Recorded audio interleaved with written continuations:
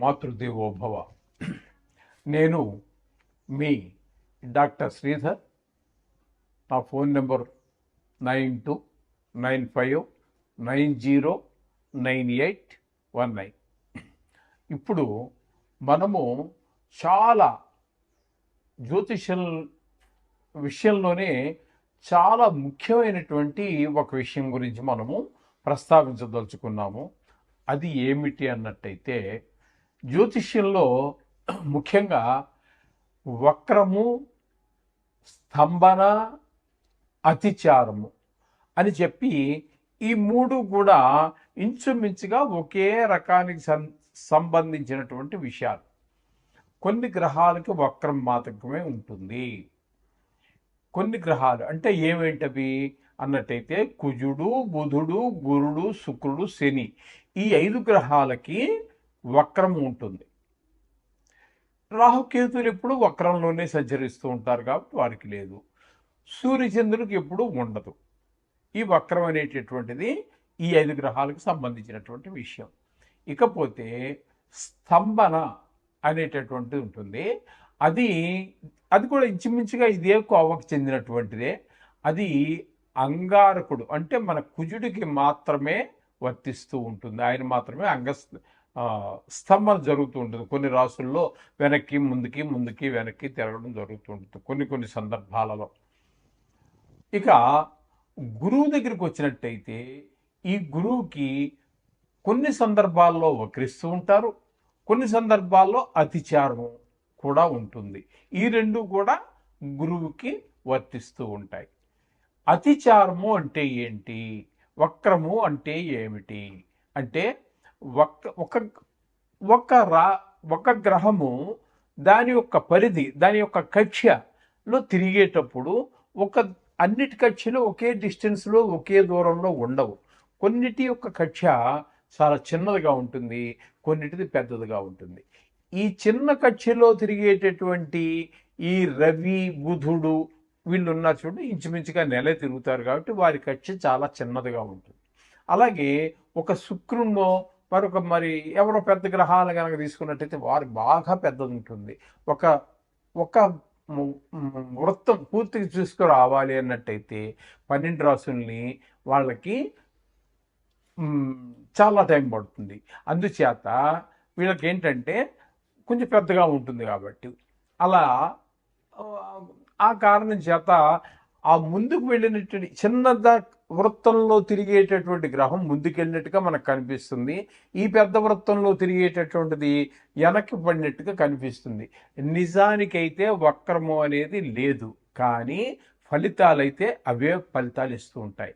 వక్రం నుంచి చూసినా అక్కడి నుంచి ఏ స్థానంలో ఆయన కరెక్ట్గానే తిరుగుతున్నాడు, కానీ ఆయన అక్కడి నుంచి ఆ గ్రహం యొక్క రేస్ అంటే కిరణాలు ఏవైతే ఈ భూమి మీద ఉన్నటువంటి ఈ మానవుడి మీద పడుతున్నాయో ఆ ప్రదేశంలో ఉన్నటువంటి ఆ రేస్ యొక్క ప్రభావమే మనిషి మీద కనిపిస్తూ ఉంటుంది.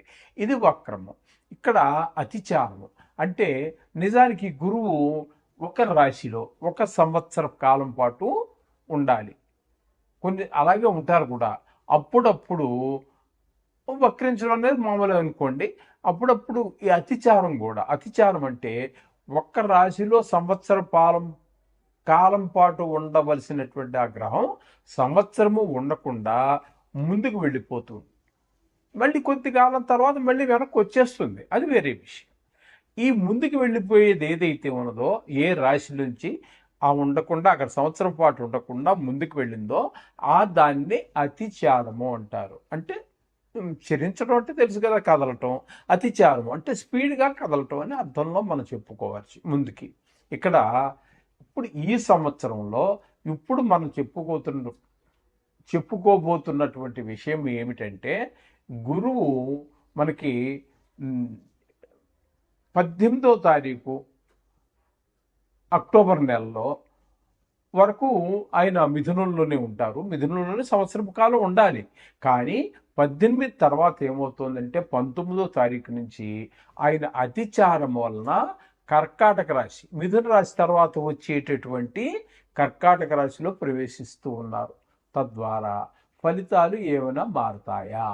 మారితే ఎవరికి అనుకూలంగా ఉంటాయి, ఏ రాసుల వారికి, 12 రాసులు కదండి, ఏ రాసుల వారికి అనుకూలమైన ఫలితాలు ఉన్నాయి, ఏ రాశుల వారికి ప్రతికూలమైన ఫలితాలు ఉంటాయి అనేటటువంటిది ఇక్కడ మనం చెప్పుకోబోతున్నాం. అయితే దీనివల్ల మామూలుగా దేశమాన కాల మరి పరిస్థితులకు వేరుగా ఉంటుంది రిజల్ట్. మామూలుగా జాతక రీత్యా మనుషులకి సంబంధించినటువంటిది మామూలు ఫలితాలనే మనం ఇస్తుంది కూడా, ఈ విధంగా ఉంటుంది. అయితే ఇక్కడ మరొక విశేషం ఏంటంటే, ఈ మధ్యలో ఈ అతిచారంగా ఉన్నటువంటి కాలంలోనే ఆయన మరలా నవంబర్ 12 నుంచి మార్చి 14 వరకు ఆయన వక్రగతిలో కూడా ఉన్నారు. అతిచారమే ఒక విశేషం అనుకుంటే, ఆ అతిచారంలో వక్రగతిలో ఉండటం అనేటటువంటి మరొక విశేషం. ఇటువంటివన్నీ కలిసి ఈ సంవత్సరంలో మనకు వస్తున్నాయి కాబట్టి ఇప్పుడు మనం దాని గురించే చెప్పుకోబోతున్నాం.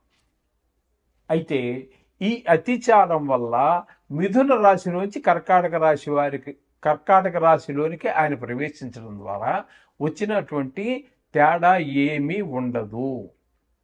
కర్కాటక రాశిలో ఏ రాశి వారికైనా సరే, కర్కాటక రాశిలో కనుక గురుడు ఉంటే ఏ ఫలితం, ఇప్పుడు మేషరాశి వారు ఉన్నారు, మేషరాశి వారికి కర్కాటకం 4వ రాశి అవుతోంది కాబట్టి 4వ స్థాన ఫలితాన్ని ఇస్తారు.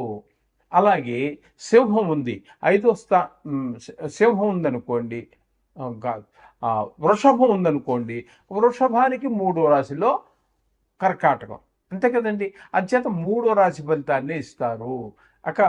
మిథునానికైతే 2వ స్థానంలో ఉన్నట్టుగా మనం పరిగణలో తీసుకుంటున్నాం. కర్కాటకం మిథున తర్వాత కర్కాటకమే కదండి, అంటే 2వ స్థానంలో ఫలితాన్ని ఇస్తారు. ఇప్పుడు కర్కాటకమే తీసుకున్నాం, కర్కాటకంలోకి వచ్చారు కాబట్టి అది జన్మ రాశిలో గురువు ఉంటే ఏ ఫలితాన్ని ఇస్తారో అది ఇస్తారు. అదే ఇప్పుడు మనం చెప్పుకోబోతున్నటువంటి విశేషం కూడా. అయితే ఈ వక్రంలోకి వచ్చిన తర్వాత ఫలితాలు ఏ విధంగా మారతాయా అని చాలామందికి డౌట్ ఉంది. చాలామంది నా దగ్గర నేర్చుకున్నటువంటి కొంతమంది శిష్యగణం అయితే కానివ్వండి, లేకపోతే వాళ్ళు ఈ వృత్తిలో ఉండొచ్చు, లేకపోవచ్చు, లేకపోతే వారి ఇంటి దగ్గర చదువుకున్నటువంటి ప్రాక్టీస్ చేసేవాళ్ళు కావచ్చు, చాలా చాలా చాలా ఫోన్లు నాకు ఈ వక్రం గురించి, ఈ అతిచారం గురించి, ఈ అతిచారంలోనే వక్రం గురించి చాలామంది ప్రశ్నించడం జరిగింది. అందుచేత నేను అనుకోవటం, అటు ప్రేక్షకులతో పాటుగా ఇటు ఆస్ట్రాలజీ నేర్చుకున్నటువంటి, జ్యోతిష్యం నేర్చుకుంటున్నటువంటి విద్యార్థులు కానివ్వండి, అయితే వేరే ఎవరికో చెప్పాలని కాదు, వాళ్ళకి వాళ్ళు తెలుసుకోవాలని ఉద్దేశం కానివ్వండి, వారికి ఈ సంశయాలు తీరడానికి ఇందులో అవకాశం ఉంది. ఎందుకని అంటే, ఇక్కడ వక్రంలోకి వచ్చినా కూడా అతిచారంలో ఉంటే ఏ ఫలితాన్ని ఇస్తున్నారో వక్రంలో కూడా అదే ఫలితాన్ని ఇస్తాడు గురువు. ఎందుకని అన్నట్టయితే, వక్ర మార్గంలో సంచరించేటప్పుడు గురువుకు మిగతావన్నీ కూడా వెనక స్థాన ఫలితాన్ని సూచిస్తూ ఉంటాయి. ఇది మిగతా గ్రహాలన్నీ, కుజుడు కానివ్వండి, బుధుడు కానివ్వండి, శుక్రుడు కానివ్వండి, శని కానీ, ఇవన్నీ వెనక రాశి యొక్క ఫలితాన్ని సూచించడం జరుగుతూ ఉంటుంది. ఇక్కడ గురువుకి మాత్రం ఒక ప్రత్యేకత ఉన్నదండి. అది ఏమిటి అన్నట్టయితే, వక్రించి ఏ రాశిలో ఉన్నా కూడా ఆ రాశి ఫలితాన్నే ఇస్తాడు. వక్రించినటువంటి గురువు ఏ రాశిలో ఉన్నారో దానికి వెనకటి రాశి ఫలితాలు ఇవ్వటం అనేది లేదు. ఏ రాశిలో ఉన్నారో అదే ఫలితాలు ఇస్తూ ఉన్నారు. అలాగే అతిచారం వల్ల అదే ఫలితాలు ఇస్తూ ఉన్నారు, వక్రగతిలో కూడా అదే ఫలితాలు ఇస్తున్నారు. కాబట్టి విశేషమైనటువంటి ఫలితాలు అయితే లేవు. కానీ ఇక్కడ మనం చెప్పుకోవలసినటువంటిది ఏంటంటే, ఈ గురు సంచారం వల్ల, అంటే అతిచారం వల్ల ఏ గ్రహాలకి ఏ విధమైనటువంటి ఫలితాలు ఇవ్వబోతున్నారు అనేటటువంటిది సశాస్త్రీయమైన పద్ధతిలో, ఇందులో నా కవిత్వం కానీ నా సొంత అభిప్రాయాలు కానీ ఏమీ చొప్పించడం జరగదండి. శాస్త్రం ఎంతవరకు చెప్పిందో అంతవరకు మాత్రమే మీకు నేను చెప్పడం జరుగుతుంది. ఇంకా దాటి ఒక్క మాట కూడా ఎప్పుడు చెప్పలేదండి, చెప్పను కూడా ఇన్ ఫ్యూచర్లో కూడా. శాస్త్రాన్ని అందించాలనే ఉద్దేశమే నా యొక్క ఉద్దేశం. కాబట్టి ఇప్పుడు కొంచెం జాగ్రత్తగా మీరు ఈ రాశుల మీద గురువు యొక్క సంచారం అతిచారం మీద మీకు ఉన్నటువంటి ఆకాంక్ష తెలుసుకోవాలనేటువంటి ఆకాంక్ష ఏదైతే ఉందో ఇప్పుడు దాని గురించి జాగ్రత్తగా విన్నట్టయితే మీకు మంచి ఫలితాలన్నీ విషయం తెలుస్తుంది. మీరు ఎవరికైనా చెప్పదలుచుకుంటే మంచి రిజల్ట్ కూడా చెప్పడానికి వీలవుతుంది. 19వ తారీఖు 10వ నెల 2025 నుండి 4వ తారీఖు 12వ నెల 2025 వరకు, అంటే ఈ 49 రోజులు గోచార రీత్యా, అంటే అతిచారం అంటే ఆయన ఉండవలసిన మిథునంలోనే, కానీ ఉండవలసిన సమయం కంటే ముందే కర్కాటకంలో ప్రవేశించారు. ఇక్కడ 49 రోజులు ఉంటారు. తదుపరి మళ్ళీ ఆయన ప్లేస్లోకి ఆయన వెళ్ళిపోతారు, ఆయన స్థానంలోకి, స్వస్థానంలోకి. అంటే స్వస్థానం అంటే అదే పర్మనెంట్ కాదండి, ఈ సంవత్సర కాలం పాటు మిథునంలోనే ఉంటారు కాబట్టి ఆ స్థానంలోకే వారు వెళ్ళిపోతారు. ఇక్కడ మీకు అతిచారం వలన జన్మంలో కనిపించారు కాబట్టి ఈ జన్మంలో ఆయన ఇచ్చేటటువంటి జన్మస్థానంలో ఇచ్చేటటువంటి ఫలితాలు ఏ విధంగా ఉంటాయి అన్నట్టయితే ఇక్కడ శాస్త్రం చెప్పుకున్నది మనం చెప్పుకుందామండి.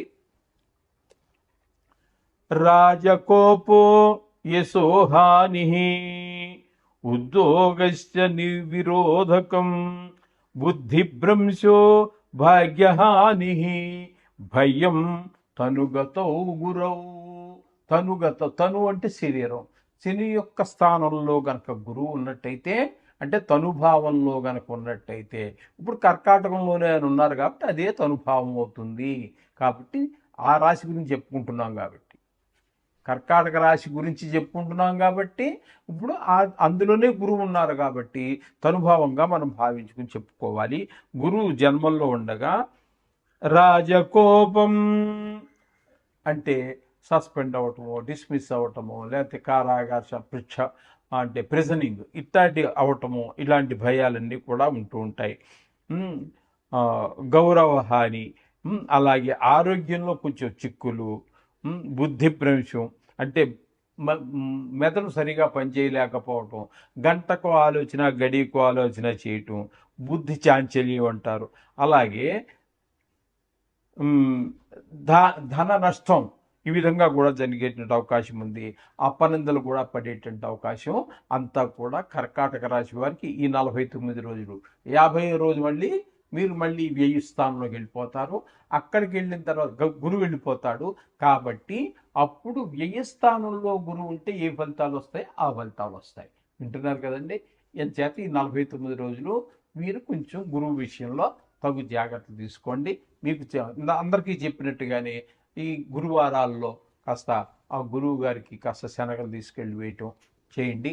ఆ 49 రోజులు అయిపోయిన తర్వాత 1 కేజీ శనగలు తీసుకుని ఏ గుళ్ళోనో ఏ బ్రాహ్మణుకో కాస్త సద్బ్రాహ్మణ్ణు చూసి మీకు తోచిన మన సంకల్పం ఏదైతే 50 కావచ్చు, 100 రూపాయలు కావచ్చు, ఎంతో కొంత ఇచ్చి ఆ సంకల్పం చెప్పించుకొని ఆ దానం ఇచ్చేసేయండి.